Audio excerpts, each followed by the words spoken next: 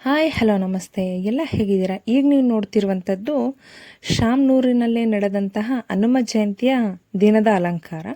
So ಈಗ ನಾನು ಯಾವ ವಿಷಯ ನಿಮಗೆ ಹೇಳಕ್ಕೆ ಬರ್ತೀನಿ ಅಂದರೆ, ಬೇಕಾದಷ್ಟು ಸಲ ಹನುಮಾನ್ ಚಾಲೀಸ್ ನಾವು ಓದಿರ್ತೀವಿ. ಅದರಲ್ಲಿ ಒಂದು ಪದ ಇದೆ, ಅಷ್ಟ ಸಿದ್ಧಿಗಳೂ ಆಂಜನೇಯನಲ್ಲಿ ಇದೆ ಅಂತ ಹೇಳ್ಬಿಟ್ಟು. ಯಾವ ಲೈನ್ ಅಂತ ನಾನು ನಿಮ್ಗೆ ಹೇಳ, ಅಷ್ಟ ಸಿದ್ಧಿನವ ವಿಧಿಕೆ ದಾತ ಅಂತ ಹೇಳಿ ಬರುತ್ತೆ. ಏನು ಅನ್ನೋದು ನಮಗೆ ಗೊತ್ತಿರಲ್ಲ, ಸುಮ್ಮನೆ ನಾವು ಹೇಳ್ಕೊಂತ ಹೋಗ್ತಿರ್ತೀವಿ. ಆ 8 ಅಷ್ಟಸಿದ್ಧಿಗಳು ಯಾವುದು ಅಂತ ಹೇಳ್ಬಿಟ್ಟು ನಾನು ನಿಮಗೆ ಈ ವಿಡಿಯೋದಲ್ಲಿ ಕವರ್ ಮಾಡ್ತೀನಿ. ಫಸ್ಟ್ ಯಾವುದಂದರೆ ಅಣಿಮ.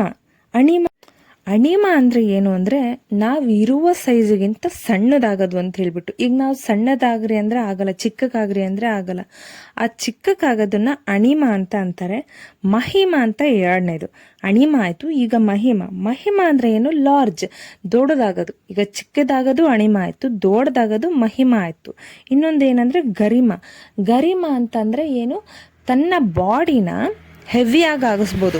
ಈಗ ಬೆಟ್ಟ ತಗೊಂಡು ಆಂಜನೇಯ ಹೋಗ್ತಾನೆ ಅಂದರೆ ಮಾಮೂಲಿ ಮನುಷ್ಯರ ಕೈಯಲ್ಲಿ ಆಗುತ್ತಾ?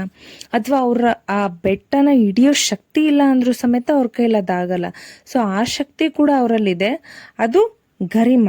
ಲಗಿಮ, 4ನೇದು ಬಂದ್ಬಿಟ್ಟು ಲಗಿಮ. ಲಗಿಮ ಅಂದರೆ ಲಘು ಅಂಥೇಳಿ ನೀವು ಪದ ಕೇಳಿರ್ತೀರಲ್ಲ, ಅದೇ ಲಗಿಮ. ಲಘು ಅಂದರೆ ಏನು? ಲೈಟ್ ವೇಟ್ ಅಂತ ಹೇಳ್ಬಿಟ್ಟು ಹೇಳ್ತೀವಿ.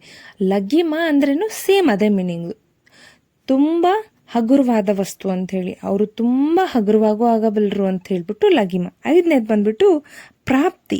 ಪ್ರಾಪ್ತಿ ಅಂದರೆ ಏನು?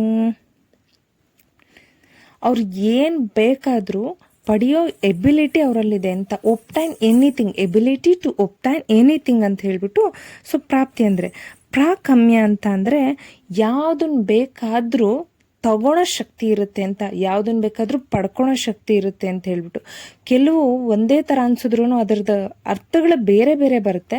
ಸೊ ಈಗ ನಾನು ನಿಮ್ಗೆ ಹೇಳ್ತಾ ಇದ್ದೀನಿ, ಪ್ರಾಕಮ್ಯ ಅಂದರೆ ಯಾವುದನ್ನು ಬೇಕಾದರೂ ಗೆಲ್ಲೋ ಶಕ್ತಿ ಇರುತ್ತೆ, ಯಾವುದನ್ನು ಬೇಕಾದರೂ ಪಡೆಯೋ ಶಕ್ತಿ ಇರುತ್ತೆ ಅಂತ ಹೇಳ್ಬಿಟ್ಟು.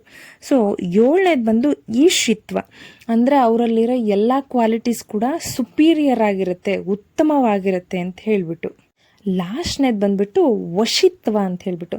ಈ ವಶಿತ್ವ ಅಂದರೆ ಏನು ಅಂದರೆ, ಇದು ಬಂದ್ಬಿಟ್ಟು ಯಾವುದನ್ನೇ ಆಗಲಿ ನಿಯಂತ್ರಣದಲ್ಲಿ ಇಟ್ಕೊಳೋ ಶಕ್ತಿ ಇದೆ ಅಂತ ಹೇಳ್ಬಿಟ್ಟು. ಈ 8 ಅಷ್ಟಸಿದ್ಧಿಗಳು ಆಂಜನೇಯಲ್ಲಿದೆ. ಅಷ್ಟಸಿದ್ಧಿಗಳು ಅಂದರೆ ನಾವಿವತ್ತು ಕಲ್ತ್ಕೊಂಡ್ವಿ. ಸೊ ಆಂಜನೇಯಲ್ಲಿರುವಂಥ ಈ 8 ಅಷ್ಟಸಿದ್ಧಿಗಳು ಎಲ್ಲರಿಗೂ ಬರಲಿ. ಹಾಗೆ ಅಲ್ಲಿ ಕೆಲವರು ಆಂಜನೇಯನ ಭಜನೆ ಮಾಡ್ತಾಯಿದ್ರು. ಅವ್ರ ವಿಡಿಯೋ ಸಮೇತ ಲಾಸ್ಟಲ್ಲಿ ಹಾಕಿದ್ದೀನಿ. ಸೊ ಥ್ಯಾಂಕ್ಸ್ ಫಾರ್ ವಾಚಿಂಗ್, ಅದನ್ನು ಕೂಡ ಕೇಳಿ.